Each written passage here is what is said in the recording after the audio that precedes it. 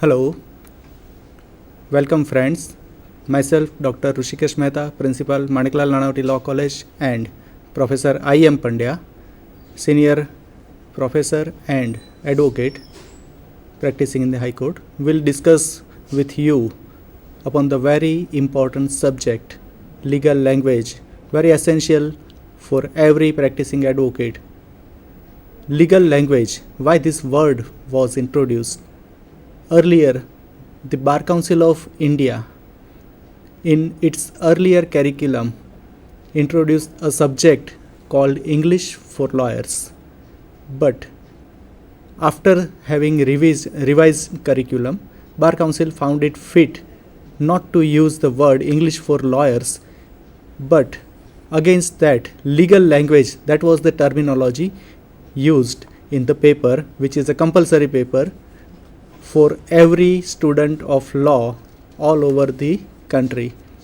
To clear this paper, it is considered to be one of the compulsory paper depending upon the need of knowledge of legal language.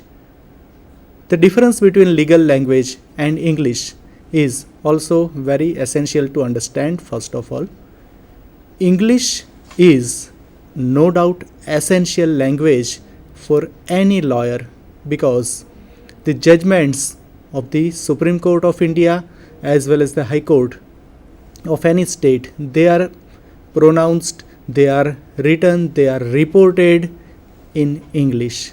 So knowledge of English is must. But legal language is something additional to the knowledge of English. In order to be a lawyer, it is not only essential to have the knowledge or grasp or grip over the language of English, but legal terminology may it be in a regional language. It is very essential for any law student to understand. માત્ર અંગ્રેજીનું જ્ઞાન એ પર્યાપ્ત નથી.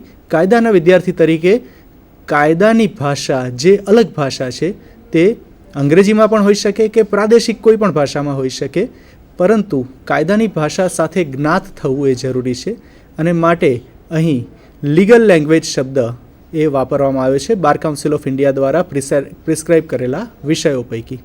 હવે legal લેંગ્વેજમાં generally vote the bar council has prescribed is that there has to be an essay based upon the subjects which are there in any legal, very important legal issues upon which essay can be asked.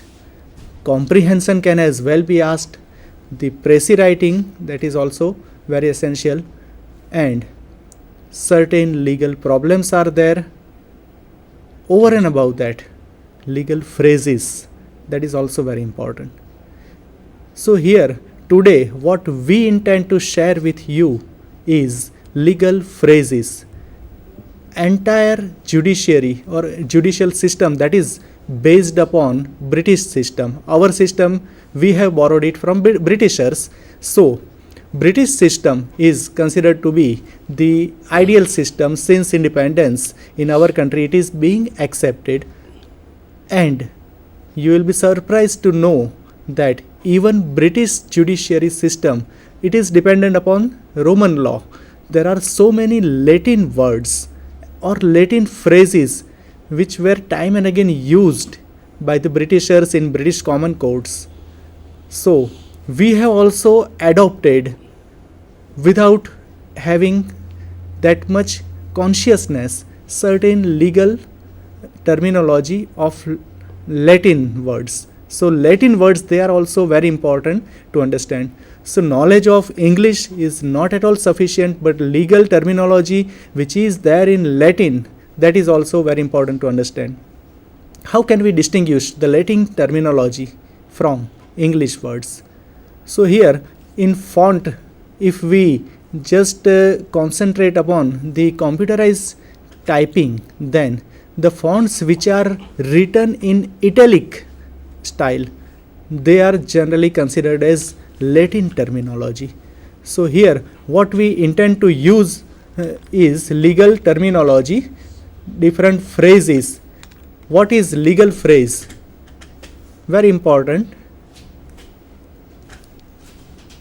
This is what we have already discussed કે આપણી જે આખી શાસન પદ્ધતિ છે એ British system સાથે આપણે માંથી એડોપ્ટ કરેલી છે અને અમુક શબ્દો છે તે લેટિન શબ્દો છે, એટલે ઇંગ્લિશનું નોલેજ કે જ્ઞાન હોવું પર્યાપ્ત નથી, લેટિન શબ્દો એ હોવા એટલા જ મહત્ત્વના અને જરૂરી છે. And this is very important thing that without knowing the meaning of general legal phrases, it becomes very difficult to have even the basic knowledge of law. Unless you thoroughly understand, જ્યાં સુધી તમે Latin શબ્દો અને તેના અર્થથી જ્ઞાત નહીં હો ત્યાં સુધી આખી ભાષા પરિભાષા કાયદાની એ સમજવી થોડી અઘરી પડશે. So generally the legal phrases are Latin terms written in italic fonts that we have already discussed. Now, one by one, we'll understand the legal phrases. So, may I request Pandya sir to start with legal phrase. First legal phrase. In rem. In rem. This is a Latin phrase.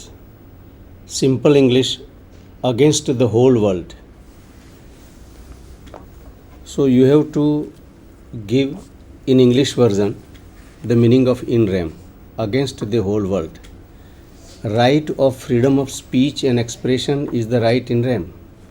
આપણો જે અધિકાર છે સ્વતંત્રતાનો, વાણી સ્વાતંત્ર્યનો અધિકાર, એ સમગ્ર વિશ્વના વિરુદ્ધનો છે. I have right in rem that nobody should interfere with my proprietary rights. Then fundamental rights guaranteed to a citizen under the constitution are rights in rem. આ બધા જે અધિકારો છે એ અધિકાર that can be called against the whole world. જેને આપણે સર્વબંધક હકો કહીએ છીએ કે મારી મિલકત તો મિલકત મેળવવાનો અધિકાર, મિલકત ધરાવવાનો અધિકાર એ મને મળે છે ક્યારે મળે છે? જ્યારે બીજા કોઈ વ્યક્તિ, દુનિયાના કોઈ પણ વ્યક્તિ એ મારી મિલકત મારી સંમતિ વગર કે મિલકત પરત્વેના કોઈ અધિકારોને વચ્ચે અડચણ હસ્તક્ષેપ કરે નહીં. તો અહીં કોઈ પણ આપણે લીગલ ફ્રેસીસ જોઈએ તો સૌથી પહેલાં તો તેનો શબ્દનો અર્થ આપવો જરૂરી છે. To give the meaning of the legal phrase which is in Latin, you must not only give the meaning in English but at the same time in order to understand it thoroughly, or in order to show to the others or examiner that you have thoroughly digested the meaning, you have to make a sentence framing the or containing the phrase, legal phrase. માત્ર શબ્દનો અંગ્રેજીમાં જ અર્થ આપવાનો છે. અહીં ગુજરાતીમાં તમે અર્થ આપો તે યોગ્ય નથી, કારણ કે પેપર આખું જે પરીક્ષામાં પૂછવામાં આવે છે તે અંગ્રેજીમાં હોય છે. તો અંગ્રેજીમાં પેપર હોય છે, લીગલ ફ્રેઝ જે લેટિનમાં છે એનો તમારે અંગ્રેજીમાં અર્થ આપવાનો છે. માત્ર અર્થ નહીં, સાથે વાક્ય પ્રયોગ કરી અને એ લીગલ ફ્રેઝ વાક્યમાં યોગ્ય રીતે ઉપયોગ થાય, તેનો અર્થ નીકળે, સાથે ગ્રામરની દ્રષ્ટિએ પણ તે સાચું વાક્ય હોય તેવી રીતે તેનો અર્થ બનાવવાનો છે. આ એટલા માટે જરૂરી છે કારણ કે તમે જો બહુ જે કોમન લીગલ ફ્રેઝીસ જોઈએ, આપણે તો બહુ ઓછા એવા લીગલ ફ્રેઝીસ છે કે જે ટાઈમ એન્ડ અગેન વપરાતા હોય છે. તો આ legal ફ્રેઝીસ, if you thoroughly digest those legal phrases and start using it in words, શબ્દોનું તમે વાક્યમાં પણ કે સેન્ટેન્સમાં રૂપાંતર કરવાનું પણ જો શીખી જાઓ તો લીગલ ફ્રેઝીસ એ આખા લીગલ લેંગ્વેજના પેપરમાં, ધો it is a paper of language, આ એક એવી રીતનો સેક્શન છે કે જેમાં તમને પૂરેપૂરા માર્ક્સ મળી શકે. If all your legal phrases are right along with the sentence which are also correct, then you can get full marks, though it is a paper containing a legal language. ભાષાના વિષયોમાં સામાન્ય રીતે એટલા marks ન મળતા હોય. તો પરીક્ષાની દ્રષ્ટિએ પણ અગત્યનું છે. At the same time when you go in to the practice, starting your practice as an advocate, while drafting any case, it is very essential that you may use the legal phrases not only in your drafting of a petition or application, but while arguing the case also. With the legal phrase, if you argue, then it would carry a very good impact upon the judge that the lawyer is conversant with the legal phrases. અને આગળનું આપણે જોઈએ તો right in personam or in personam. In personam means against a particular person or persons. So against the right in rem, this is quite contrary to that. જે સર્વબંધક કે હકો એના બદલે આ વ્યક્તિ સંબંધી હકો છે કે કોઈ એક વ્યક્તિ અથવા તો અમુક વ્યક્તિઓ સામે જ મળતા અધિકારો છે. ઉદાહરણ તરીકે આપણે અહીંયા સેન્ટેન્સ પણ જોયેલા છે કે right to file a suit for damages is a right in personam. Right to file a suit for damages. What do mean by suit for damages? નુકસાન વળતર સંબંધી દાવો જે તમે સિવિલ પ્રોસિજર કોડમાં ના પેપરમાં જુઓ છો, ભણો છો, તો નુકસાન સંબંધી દાવો કોની સામે કરી શકાય? The person who has caused you damage or loss, may it be financial loss, may it be loss with the property, etc. So you can have a right to file a suit only against a person who has caused you damages. તમને જેણે નુકસાન કર્યું છે તેની સામે તમે દાવો કરી અને વળતર માગી શકો છો. કંઈ આખા દુનિયા સામે કોઈ પણ વ્યક્તિને તમે ધ્યાનમાં રાખી અને નુકસાન વળતરનો દાવો નથી કરી શકતા. So this is called right in પર્સોનમ.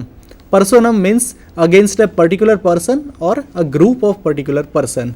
તો આ એક પહેલું સેન્ટેન્સ આપણે જોયું. વધારે અસરકારક રીતે સમજીએ આપણે તો right of a coparcener to file a suit for partition in the property of HUF, Hindu United Family, is right in personam. Second LLBમાં ફેમિલી લોમાં આપણે જોઈ ગયા પેપર 2માં કે રાઇટ ઓફ એ કો પાર્સનર એટલે કે હિન્દુ અવિભક્ત કુટુંબ in a joint Hindu family. If a person by birth he is considered to be a co-partner and he is entitled to have a share of the joint Hindu family property. સંયુક્ત અવિભક્ત મિલકત, હિન્દુ સંયુક્ત અવિભક્ત મિલકતમાં જે વ્યક્તિ હિન્દુ અવિભાજ્ય કુટુંબમાં જન્મ પામે છે ત્યારથી જ તે હિસ્સો મેળવવાને હકદાર બને છે જોઈન્ટ પ્રોપર્ટીમાં. તો અહીં કોઈ પણ કો પાર્સનર અથવા તો જે કોઈ હિન્દુ અવિભક્ત કુટુંબનો સભ્ય છે તે દાવો કરી અને પોતાની મિલકતનો હિસ્સો માગવા સક્ષમ છે કાયદા પ્રમાણે મુજબ. તો અહીં માત્ર એ કોની સામે દાવો કરી શકશે? બાકીના જે જોઈન્ટ હિન્દુ ફેમિલીના કર્તા સામે અથવા તો બાકીના જે કો પાર્સનર્સ હોય એની સામે. પણ જે લોકો ફેમિલીના સભ્યો નથી તેની સામે દાવો નહીં થઈ શકે ઓબ્વિયસલી. એટલે અહીં આ હક છે it is called right in personam, કે કોઈ એક વ્યક્તિ અથવા તો અમુક વ્યક્તિઓની સામે જ આ હક તમારે જે કહેવાય કે પ્રસ્થાપિત કરી શકાય છે, જ્યારે રાઇટ ઇન રેમ એ ગમે તે વ્યક્તિ સામે પ્રસ્થાપિત કરી શકાતો હતો. આગળ આપણે જોઈએ પંડ્યા સાહેબ. લેટિન શબ્દ અલ્ટ્રાવાયરિસ. અલ્ટ્રાવાયરિસ એટલે બિયોન્ડ પાવર્સ. પરીક્ષામાં પૂછે અલ્ટ્રાવાયરિસ એ લેટિન શબ્દ. સિમ્પલ ઇંગ્લિશમાં તમારે લખવું પડે કે અલ્ટ્રાવાયરસનો મિનિંગ બિયોન્ડ પાવર્સ. પછી એનું વાક્ય બનાવવાનું કે in a writ of certiorari high court has power to quash the ultra vires order of the lower court. જ્યારે તાબા નીચેની અદાલતે સત્તાબહાર હુકમ કરેલો હોય તો હાઈકોર્ટ તે હુકમને રદબાતલ કરી શકે, કારણ કે તે અલ્ટ્રાવાયરિસ છે, બિયોન્ડ પાવર છે. Ultra vires is a Latin word. The meaning of ultra vires is beyond power. In a writ of certiorari, નીચેની કોર્ટે કોઈ હુકમ કર્યો હોય જે સત્તાબહાર હોય, જ્યુરિસ્ડિક્શન ના હોય, કુદરતી ન્યાયના સિદ્ધાંત વિરુદ્ધ હુકમ કરેલો હોય, તો તે હુકમ ગેરકાયદેસર છે એવું જ્યારે હાઈકોર્ટ ઠરાવે ત્યારે રીટ ઓફ સર્શ્યોરરાઈ ઇસ્યુ થતી હોય છે. In writ of certiorari high court has power to quash the ultra vires order of the lower court. Ultra vires, બીજું એક વાક્ય જોઈએ. Ultra vires orders can be challenged before the higher courts in appeal. કોઈ પણ અદાલતે હુકમ કર્યો હોય જે સત્તાબહારનો હુકમ હોય તો તે હુકમ સામે હંમેશા અપીલની જોગવાઈ કરેલ છે. આનાથી થોડું જુદું ઇન્ટ્રાવાયરસ. ઇન્ટ્રાવાયરસ દેટ ઇઝ વિધિન પાવર્સ, એટલે કે સત્તાની મર્યાદામાં રહીને, કે જે કોઈ કૃત્ય એ જો કોઈ અદાલત અથવા કોઈ વ્યક્તિ વહીવટી અધિકારી તરીકે તેની સત્તામાં રહી, સત્તાની મર્યાદામાં રહીને કરે છે, then that act is called intravirus. So if any act which is done by any court which is within jurisdiction, within powers, then it is called intravirus. So if we just peruse the sentence based upon this legal phrase, judge should entertain, hear and decide only those cases which are intra-virus. ન્યાયાધીશે એવા જ કેસો સાંભળવા જોઈએ કે તેમાં દખલઅંદાજી કરવી જોઈએ અથવા તો તેને ચુકાદો આપવો જોઈએ જે કેસો તેની સત્તાની હકુમતમાં કે મર્યાદામાં છે. આ જ રીતે આના પછીનો સેન્ટેન્સ આપણે જોઈએ કે pecuniary and territorial jurisdiction of any court should be seen in order to understand whether the case is intra-virus or not. Pecuniary and territorial jurisdiction. What do you mean by pecuniary and territorial jurisdiction? You must have understood it while the fifth semester, while studying the fifth semester of the course of third LLB કે civil procedure code અને criminal procedure code. આ બંનેમાં આપ જોઈ ગયા છો, ભણી ગયા છો કે જે હકુમતની બાબત છે એમાં નાણાકીય હકુમત જેને પિક્યુનરી જ્યુરિસ્ડિક્શન કહેવામાં આવે છે as well as territorial jurisdiction અથવા તો સ્થાનિક હકુમત. તો કોઈ પણ અદાલત જો તેની સ્થાનિક હકુમત છે તેમાં કેસ પડે છે કે નહીં તે જોવાનું રહે છે. એટલે કે ધારો કે કોઝ ઓફ એક્શન કે દાવાનું કારણ એ વડોદરા શહેરમાં થયું હોય તો અમદાવાદ શહેરની અદાલતને આ કેસ ચલાવવાની હકુમત નથી. તો આને territorial, it is called territorial jurisdiction aspect. At the same time